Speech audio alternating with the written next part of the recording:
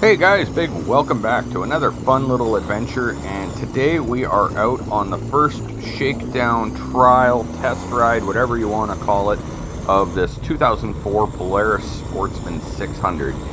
This quad had been sitting for somewhere between 1 and 2 years, and I bought it for $1,500 and not running, and I had it running in about 10 minutes by throwing some new gas in it and a new battery, and then just holding my hand over the carb to kind of force it to suck and whatever. But anyway, I decided that it was a nice day to take the quad out over by my baby mama's place there. They got a couple of trails actually. So this is one that goes to a quarry. I haven't been in there in a year and a half, whatever it's been since my old quad. And then the other one is a place called Mud Road, which is out that way. And that's a really cool run. But it's definitely a little more advanced than where we're taking it here today. So being the first shakedown run, I didn't want to go too hardcore because that's got like mud and water like as deep as, like, say, the fuel tank. So on such an old quad that's been sitting for so long and shit, I didn't think that would be a good idea. So anyway, I'll tell you that the quad now fires right up. I ended up fixing a little coolant leak, which was just tightening a hose clamp. I was able to bleed the front brakes and replace the brake lever, which is giving me front brakes. Although I think I still got a little more bleeding to do, or maybe they need pads, whatever. They're not quite as good as you would hope, but they do stop you, so it's not a big deal. But then getting over to the rear, I ended up, I couldn't seem to get it to build any pressure for that rear caliper when using the rear brake pedal.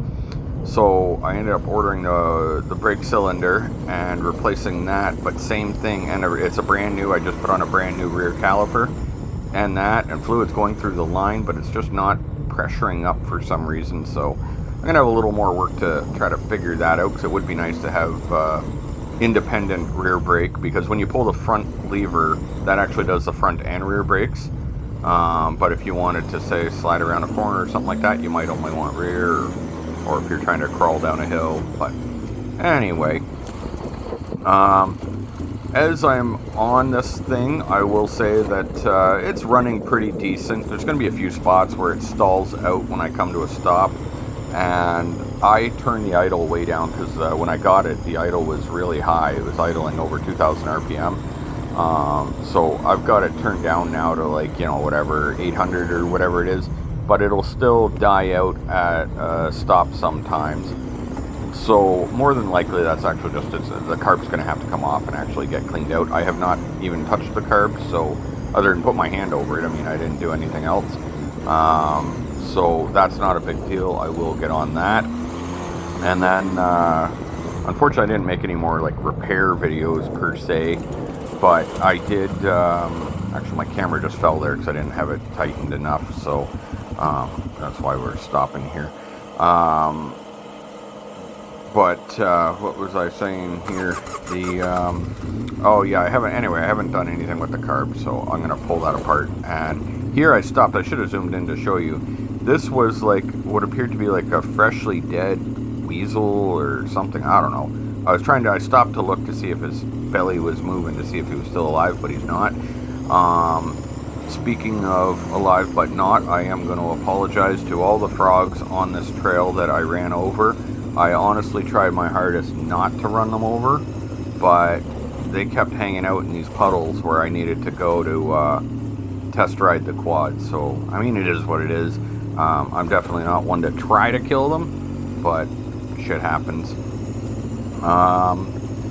So what do we got left to do on the quad? I first of all, I bought an oil change kit, which is a couple liters of oil and the filter for like $50 on Amazon, so probably not worth that. I should have just went to the store, but whatever, it was easy. Full synthetic though, Polaris oil and filter, so I'm gonna go ahead and do that. And then I think I want to check the drive belt. I haven't checked it yet, but when I'm punching on it, it doesn't seem all that snappy of a response. Now obviously that could just be carburetor related, but it looks like it's only 8 volts to take the cover off to inspect that, so I might as well at some point go do that, and then if it needs a belt, swap out that belt. But on the up note, as of right now, this $1,500 quad, and then I've put like $200 into it. Oh, another thing I put into it, I haven't put it on yet, but I need to, is one of the front CV boots is like completely missing. It's all like ripped and the whole center section's missing. So I really shouldn't have been off putting this in the mud, but I was like, whatever. If I have to, the axles are available on Amazon. You can get like the set of 4 for like $300 or whatever it was. So roughly something like that. So if it needed it, it's not a big deal. And then they have all the other little components, bushings and tie rod ends and all the rest of it. Here I was going ahead and decided to try out some of the 4x4, because I think I was in 2-wheel drive. Unfortunately, the way I zoomed in on my Insta360 here, I don't know if we're going to see me switch it into 4. So it's got electric 4, or 4x4 or all-wheel drive. It's not really 4x4, it's all-wheel drive. But anyway, it's got a little button there that you switch, and then it goes into 4x4. And then you can turn it back off, so you can turn it on and off on the fly as needed, so that's kind of cool. So I'm trying to crank it back around here, and we're going to try to come up these rocks again, just because it looks like a lot of fun. So I don't think I make it up this one. I think it was I'm just sitting here spinning the wheel, the back wheels, but I think I'm in high. Although if we had zoomed in on that display, we would know. Oh, maybe this is me shifting it down to, I think then I was trying to shift it down to low. The shifter is actually a little stiff, I'll say that. So I'm going to have to look. I have not looked into like transfer case oil or anything like that. I don't know if that makes a difference or not. But sometimes it's a stiff shift. So it does shift though, but anyway. So here we go. We're gonna put her in 4 low and then try again, I think, or maybe I just abandon it. But anyway, I've still got a bunch of the parts missing on the quad. Like, they're not missing, I have them, they're in my garage, but the front rack and the side covers and all that, I just didn't bother putting them back on. I just kind of loaded it up and said, let's go. Another thing that I'll tell you that I've been learning about here in Ontario, Canada, where I am, which is rather unfortunate. I don't understand it. So this quad, just like my last quad, came with the 2-up seat, a seat that you put on the back rack. And then, but as it turns out, the Canadian government, for whatever reason, it's actually illegal, and you can get like a $500 fine for putting a passenger on a quad that was not manufactured for 2 passengers. So like it says about them having to have their own foot pegs, so I was like, oh, okay, cool. Like it's like $30 for a set of these bolt-on foot pegs that go on there for them. But that might please a cop and maybe he'd cut you a break, but it's still technically it's actually still breaking the law. Oh look, I couldn't get up the hill here. This was in high, and so now I gotta let it come backwards. And then we're going to have to switch it down to low. Yep. So hopefully I can get this gear shifter working a little smoother. Start to bike back up, stalled out. And then it goes up no problem in low.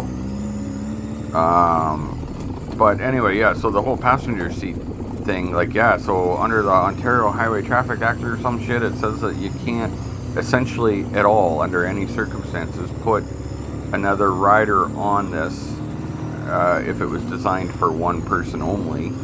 And I'm thinking, like, 99% of quads are made for one person only, and like so many people have those seats. Do the cops really even bother? Like, I don't know, if a cop ends up watching this, you tell me, like, would you honestly give somebody a ticket for having a passenger on there if they had the proper seat and pegs?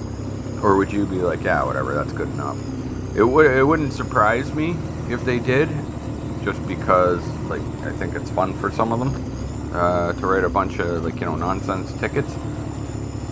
Except, an example of a nonsense ticket, one day I was out in my boat, out on Lake Ontario, and, like, fishing and shit, and the police boat come over and wanted to do an inspection on me, and I had all my shit, except for in my flashlight. It's a sunny day like this, not a cloud in the sky, and the batteries were not in my flashlight, and I'm like, well, I've got the batteries here, so... and he's like, that doesn't matter, whatever, and he wrote me like a $200 ticket for not having batteries in the flashlight. Even though, like, I had the batteries in the boat, I couldn't. I ended up finding them after they pulled away, and they'd gone, like, under the back of the seat anyway. So to me, that was a nonsense ticket, because then the cop, after writing me the ticket, he's like, oh, I'm not going to ruin your day, though. You can stay out because I have no concerns. You've got all the rest of your gear, and it's a really nice day out. And it's like, well, so you're not concerned, but you just gave me a $200 ticket. Anyway, I went and talked to the Crown, and they cut it in half because I explained to them that I did have batteries. The cop wouldn't let me find them. He was right on it. Nope, they're not in it. You're getting a ticket. Anyway. Maybe it's my fault, maybe it's his. Probably mine, but whatever. Anyway, back to what we're doing here with the quad. You can see me crawling through. So when I'm crawling through here, it's not because the quad doesn't seem like it'll fly through it. I'm sure it would. But it was to give all those frogs the chance to get out of my way, because I was trying not to run them over. So anyway, I know this is kind of just a nonsense video. It's nothing too exciting, but it was exciting for me anyway to get out and finally test it in some mud. Not a whole lot of mud, but at least a little bit, just to see how it was going to do. And so I would anticipate that once I get the CV boot changed, and hopefully try to address the carb and the rear brakes. Let me take care of a few things, and then I will make a video on mud road, and we'll actually get out and really test it and see what she can do. Maybe I'll even bring my drone for that and try to get some better footage.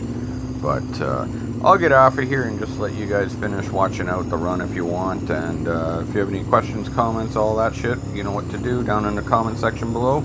And I will see you guys again next time. Peace.